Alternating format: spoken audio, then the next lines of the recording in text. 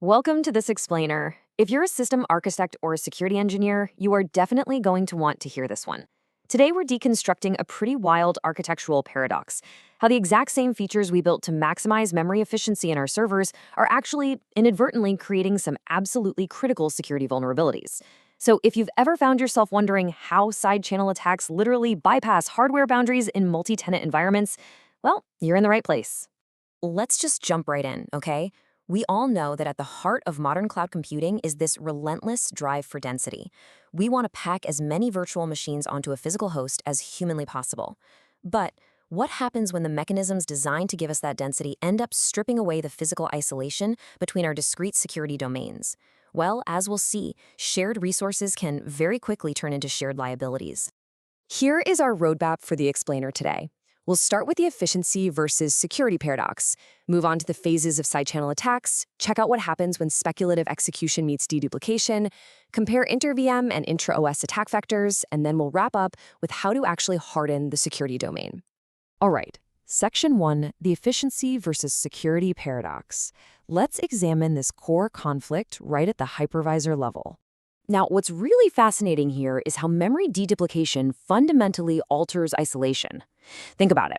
Hypervisors use techniques, like kernel same-page merging or transparent page sharing, to constantly scan memory looking for identical content. When they spot identical pages across different VMs, like, say, the exact same OS libraries, they just merge them into a single copy-and-write shared physical page. It is absolutely fantastic for saving RAM and bumping up VM density. But functionally, it turns distinct, isolated virtual pages into a single shared physical asset. Taking a macro view, it's pretty clear how those cache lines map directly straight down to those deduplicated main memory pages. Because the hypervisor is deduplicating the memory underneath, you now have two completely different, supposedly isolated virtual machines overlapping on the exact same physical cache lines. It inadvertently builds a bridge right between them. Moving on to Section 2, phases of side-channel attacks. To really grasp how threat actors exploit this shared bridge, we have to break down the anatomy of a side-channel attack. The crucial thing to remember is that all of these attacks systematically run through three exact phases. First up is the priming phase, where the attacker forces the system into a specific initial state, like flushing certain lines right out of the cache. Second is the triggering phase. This is where the victim does something that inadvertently leaves a trace of information in the cache. And lastly, the observing phase, where the attacker detects that trace by measuring access times. They do this either architecturally or speculatively to pull out sensitive data. One of the absolute most potent observation methods for this is called the flush plus reload technique. Thanks to that page deduplication we just talked about, the attacker and the victim are actually sharing a physical page. So the attacker flushes a memory line, waits for the victim to do their thing, and then tries to reload that exact same line. If the reload is incredibly fast, boom, the victim accessed it. If it's slow, they didn't.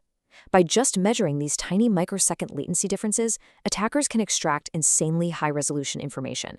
We're talking everything from AES cryptographic keys to natural language tokens and LLMs, straight from the victim's operations. It's wild. Let's look at Section 3, speculative execution meets deduplication. Okay, so CPUs are always guessing what instructions are coming next to save time, right? That's speculative execution. But attackers can completely weaponize this. A speculative exploit basically needs four components. You have a speculation primitive, which forces the CPU down the wrong path, maybe through a branch misprediction. Then, a windowing gadget buys the CPU just enough time to do the math before it realizes it messed up. Next, a disclosure gadget accesses a secret and leaves a tiny trace of it in the cache.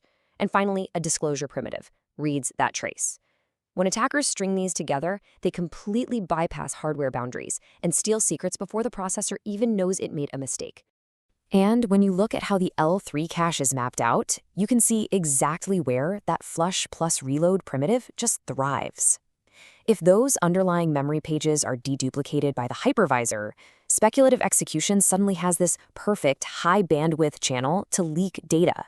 Because the L3 cache is shared across all cores, an attacker sitting on one core can easily observe the speculative cache footprints of a victim sitting on a totally different core. Section 4, inter-VM versus intra-OS attacks. Let's map out the blast radius here. We really have to juxtapose these distinct attack vectors. Notice how intra-VM attacks specifically go after the virtualization layer's memory efficiency features. This is a guest-to-guest exploit. A malicious VM attacks a victim VM by abusing that shared L3 cache and those deduplicated pages across the hypervisor. On the flip side, intra-OS attacks violate your traditional software security models, like kernel separation. This is where a sneaky user mode process actually tricks the kernel into speculatively leaking restricted OS-level memory right into the cache. Which brings us to a pretty sobering reality perfectly captured by the researchers who discovered these flaws. Quote, Spectre breaks the isolation between different applications. Meltdown basically melts security boundaries which are normally enforced by the hardware. End quote. I mean, the hardware itself is literally betraying the software's isolation models. And finally, Section 5, hardening the security domain. Because just knowing how it works is only half the battle. Consider this your tactical cheat sheet for infrastructure hardening. To stop the attack right at the root, you can prevent speculation altogether using serializing instructions or techniques like retpoline. If you want to stop intra-OS leaks, you've got to remove sensitive content from the address space. You can do this using kernel virtual address shadowing, which splits the user and kernel page tables. And crucially, to stop those inter-VM guest-to-guest leaks, you simply have to remove the observation channel.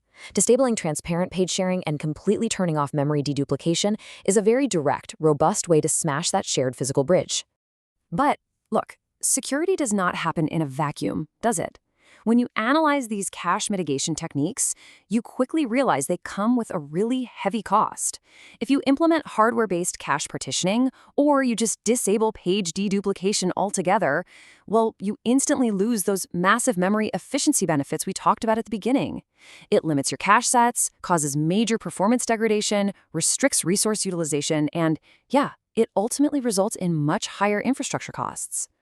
So that leaves us with a really critical question to chew on when you're designing your next multi-tenant deployment. Is the performance gain of shared memory truly worth the architectural risk to your specific threat model?